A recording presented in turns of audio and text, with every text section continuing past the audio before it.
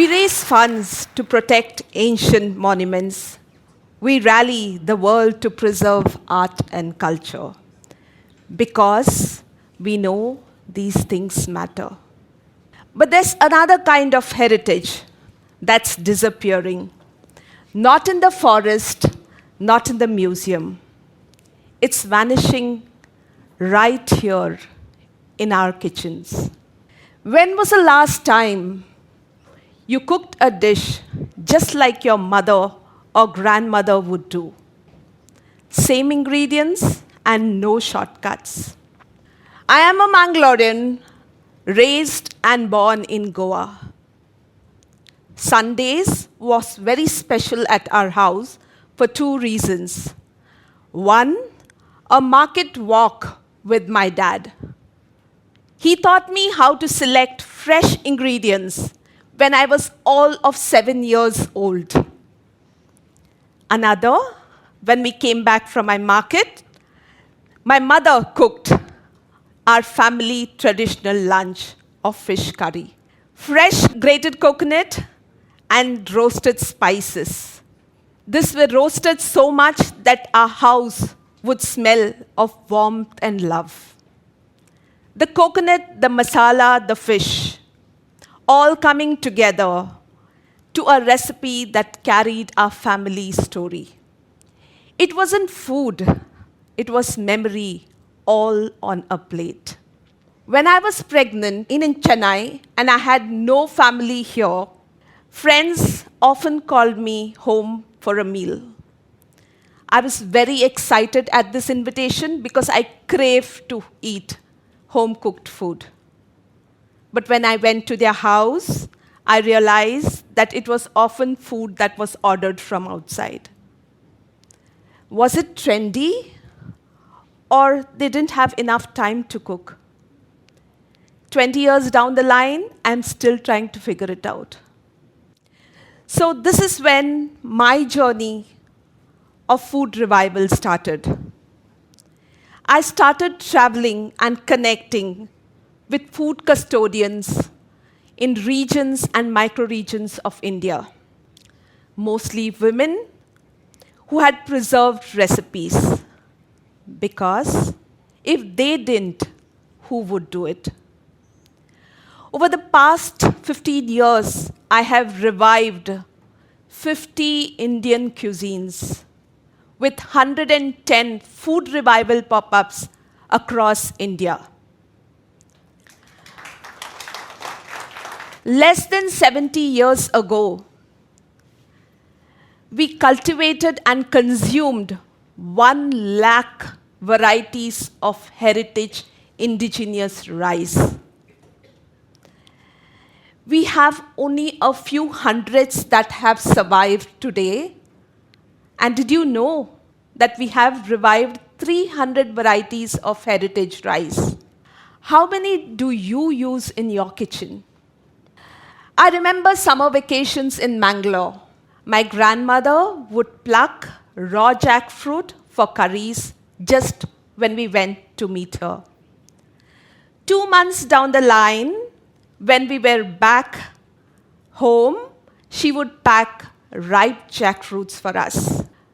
Raw jackfruit, rich in nutrients and lot of memories, was cooked much before the word vegan became trendy. It's a great alternative for meat. But nowadays, we use processed mock meat or just drop it all together.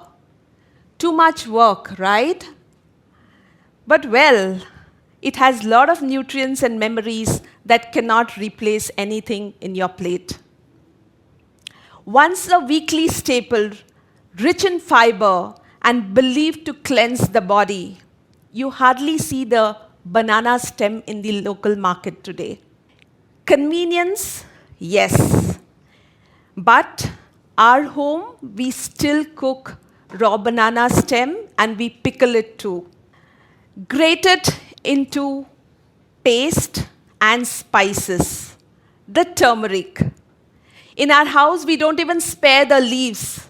It's festival season, and we make a sweet called patoli with rice, jaggery, steamed in turmeric leaves. Most of the houses, you'll see dull yellow bottled powder. Or the young ones still go and have the turmeric latte. Right? Yeah. How many of y'all have really tasted or seen the banana flour?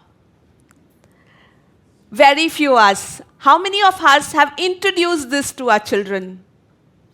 Very few of us, right? But when we were young, we would climb the drumstick tree to pluck the flowers just to be chased by the watchman. So it's not the banana flower alone that remains in my memory. It's the joy, the mischief, and the childhood memories. So how many of you would like to taste the banana flower and take some to your home this evening when you go back? We all need to do it because in some corner, in some homes, the old ways still survive. And let us be those people who still want to do it the old ways. In my village, my aunt pounds masala in the ground, in the stone pestle. The market vendor still has his 3 loyal customers who come for the banana flour. A family treasures a recipe book because in the handwriting, they have the memories of their festivals. Across India, our food custodians and storytellers, mostly home chefs, carry tradition in their hands, bringing to life every ingredient during our revival project.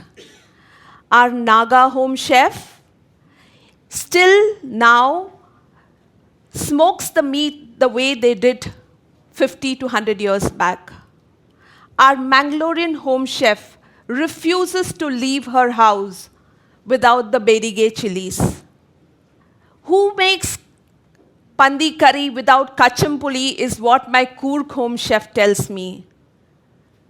And there is no lal mas without mathania chilies from Rajasthan. So what can you do to give back to your society to ensure that these recipes and these ingredients are not lost? Try growing one heirloom plant in your balcony or garden.